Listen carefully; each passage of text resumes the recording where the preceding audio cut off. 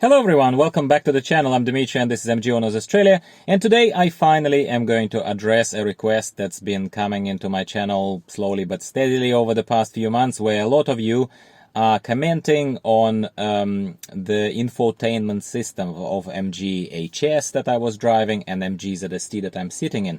I made a lot of videos that sort of mention the very subpar / underwhelming infotainment system of MG ZST and MG HS.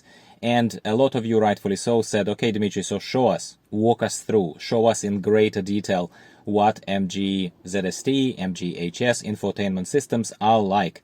So today is that day. I'm going to talk you through and comment as to what I find specifically underwhelming. So if you are planning to buy MG ZST and MG HS, especially if those are manufacturing models of 2021, because I suspect that the software package, the one that is installed here in these cars, the ones that I'm dealing with, my wife is dealing with now in her ZST, I suspect that they get updated.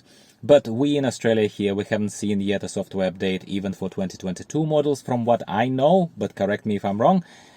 So please, take it with a grain of salt, but this is what we're dealing with here. If you are buying a slightly used car from 2021 model, that's still a good deal probably for you.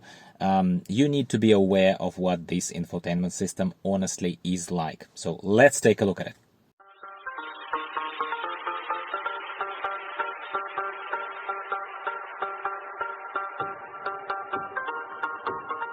Well, first of all, as you can see, my friends, this 2021 model, it is equipped here with whatever the electronics chip, computer processor chip is behind this system.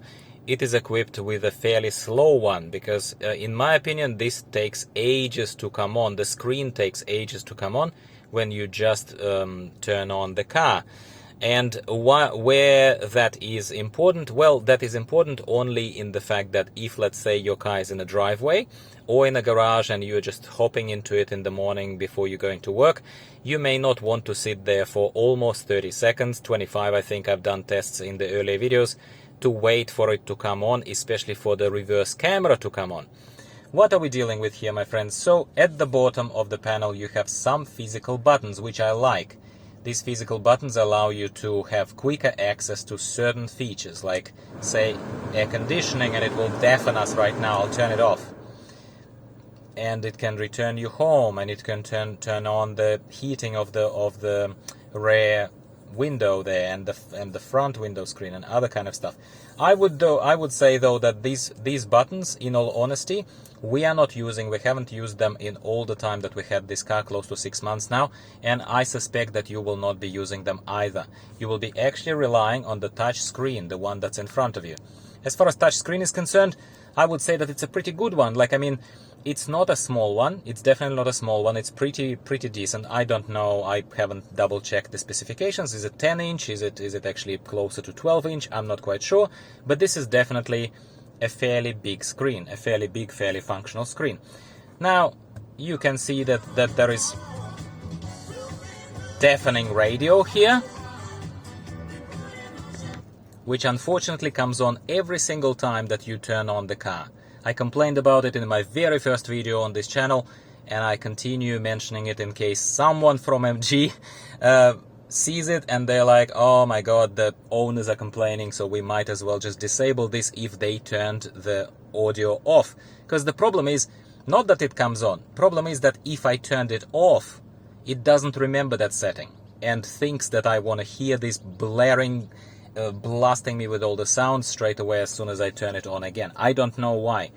But as far as the design, like if you look at the design, if you look at the certain other features allowing you to move between these settings, you have an equalizer settings here is what I was going to show to you, like if you were actually going to change how the sound actually comes through.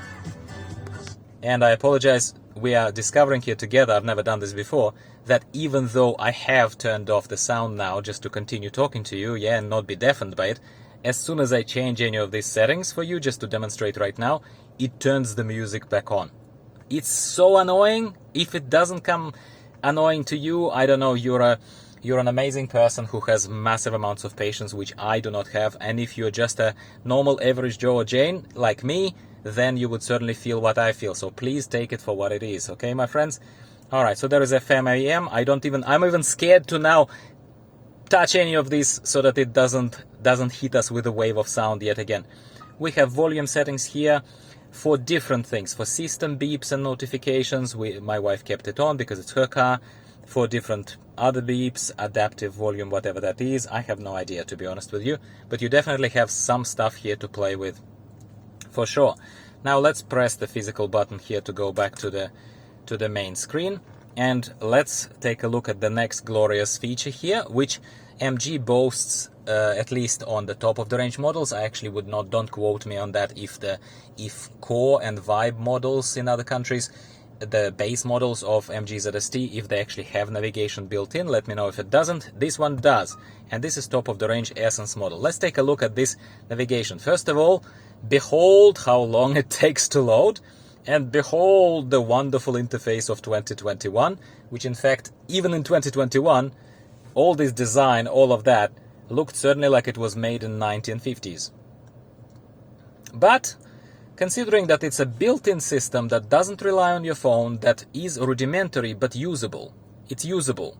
It's pretty horrible when you start comparing it to, let's say, Google, if you want to plot the way from somewhere to somewhere.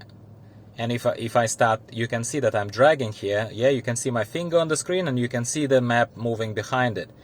There is a bit of a lag. So that again tells you that the processor chip is kind of very subpar here. And it's our kind of, well, not right next to where I live, but it's one of those nice parks where I sometimes stop and talk to you and just go for nice little walks. But this is where I am right now. So navigation is present, navigation is rudimentary in my opinion, and you would always benefit more from connecting your phone through a wired connection here. You can see I'm showing to you the cable already connected here to the USB port underneath. I just didn't want to move the phone to not give you vertigo. But the wired connection obviously assumes that you can connect your phone and you can have Android CarPlay, Android Auto or Apple CarPlay. And my wife uses iPhone. I am with an Android phone, so I think she actually connects her phone straight away and doesn't even worry about any of the Bluetooth connectivity or any of that kind of other stuff. And she never ever uses this native navigation system because first of all, it's ancient, and second of all, like, why do this if you can use Google Maps? Why do that? And there is absolutely no reason to. But as I said, compared to my bigger screen in LDV D90 that has no navigation built in, nothing. So that screen in LDV D90 feels completely wasted. At the very least, let's give credit to MG here where credit is due. At least they made use of this. So take it for what it is. I don't know if it's worth your extra money if navigation is not available in the standard, in the base version of MG ZST, but it is available in obviously MG ZST Essence, this top of the range model. Is it worth your extra money? I honestly don't know. I wouldn't say so, but it comes as a package, so why not? We're gonna take it. So back here to the main screen. Now, ZST air conditioning is actually rather simple. ZST air conditioning is only one zone air conditioning, and I'm going to try to move my phone now that I'm recording this on to show to you both gauges. So you have the strength of the fan on the left and you have the temperature on the right. And obviously those little buttons, the circular buttons, they show to you what exactly this conditioning is going to be, which vent is it going to be blowing from. One of the impressive parts, and that's not infotainment per se, it's more of the car itself, is that again at the very least the top of the range model has the seat warmers, and they actually are fantastic because sometimes when you jump into the car at 6 a.m. and have to drive somewhere, these vinyl or faux leather, whatever you want to call them, seats, they actually are ice cold. But as you get into the car, even though the car is cold as well, when you do that, when you turn this on, it actually heats up pretty quickly, like I would say 2 minutes. So that's actually quite impressive. But as you can see, there is no dual zone. It's all one zone. You just turn this on. It's not like it's gonna try and make it a little warmer that way and a little colder this way, let's say. And in MG HS, interface, infotainment looks similar, very, very similar. Performance is similar, but one thing that is standing out, and you can see it straight away in HS, unfortunately I can't demonstrate it because I don't have the car anymore, is that they do have dual climate zones. So in HS is a bit more of a comfort built cruiser kind of thing. So that's as far as that is concerned. Now let's go into, I suppose, 360 view, which is fantastic. Now, I'm saying it's fantastic because my LDV D90 only shows to me rear view camera, rear view when I reverse, and nothing else. That's why even this is actually quite nice, because I can see, I can move, turn the cameras here and look at the curb, look at what's at the back, look at what's on my left, look what's on my right. Look, if you say to me, Dimitri, how many times have you realistically used this camera switching? Other than the default, whatever it does intelligently by itself, because it turns on by itself when you're parking, it turns on by itself when you're indicating and slowing down and turning, it shows to you the edge, yeah.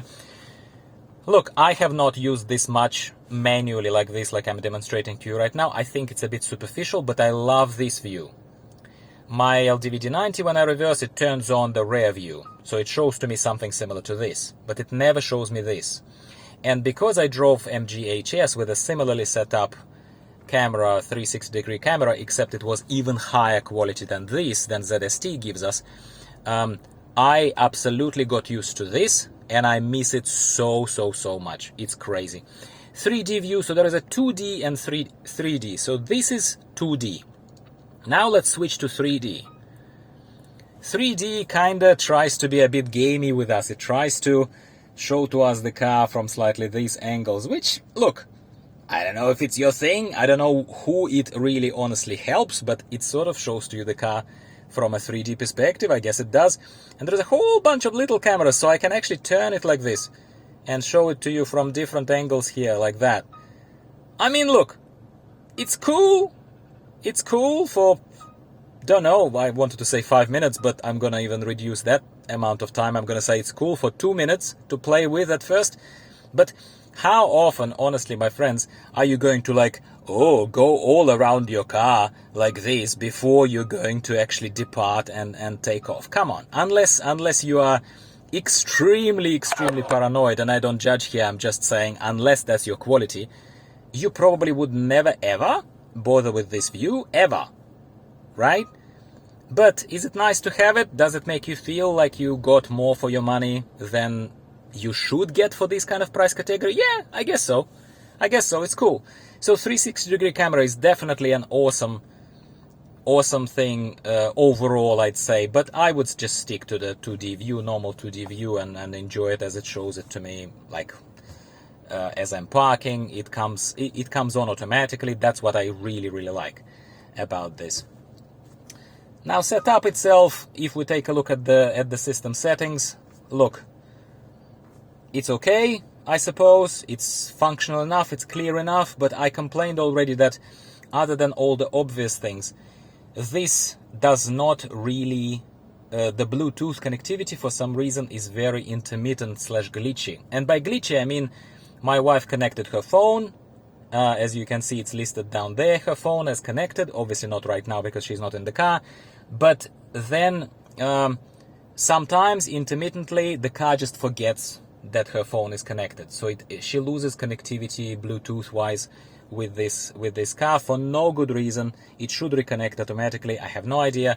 I'm having similar issues with my LDV D90 Bluetooth connectivity, but that one, I don't even want to go there because there I have more issues than just Bluetooth. There is just the whole infotainment system is just stupidly underutilized and really poorly implemented in that car. Here, look, at least you're getting something for it, right? And that is all there is to show and tell about the MG ZST 2021 model, top of the range infotainment system. Is it still as underwhelming as I thought at first a few months back? If you go back and take a look at my earlier videos when this channel was only starting for me, no, I think I learned to appreciate the simple pleasures and some of the basics that they have gotten right here. Yes, it's slow. Yes, it's kind of cheaper, I suppose, than some of the top-of-the-range cars that you pay double, triple the price for? Absolutely, but now that I have LDV D90 and I enjoy it for other things, I enjoy how it drives, I enjoy how big it is, I enjoy a lot of things about it compared to ZST, compared to my old MGHS, but LDV D90 infotainment system is so horrible that it made me appreciate this one. Does it make sense? And hopefully to you, my friends, if you're still considering to buy one of these cars, if you're comparing it to some other brands and whatnot, I always hope that these little unpretentious videos made from a perspective of a just private owner rather than a dealer, I hope that this gives you something. If you learned something, just a little bit that you haven't seen somewhere else, give the video a like and talk to me in the comments down below. If I can clarify something further, I always will. If not, someone else will. We have a very, very nice forming community here, and people respond to each other in the comments, which is really, really nice for me to see, and that's what I want to continue as this little de facto club, so to speak, here on YouTube, to continue and persevere. Thanks again for tuning in today, and I'll be speaking with you again about something else, MG or LDV, private ownership related, very soon. See you later. Bye for now.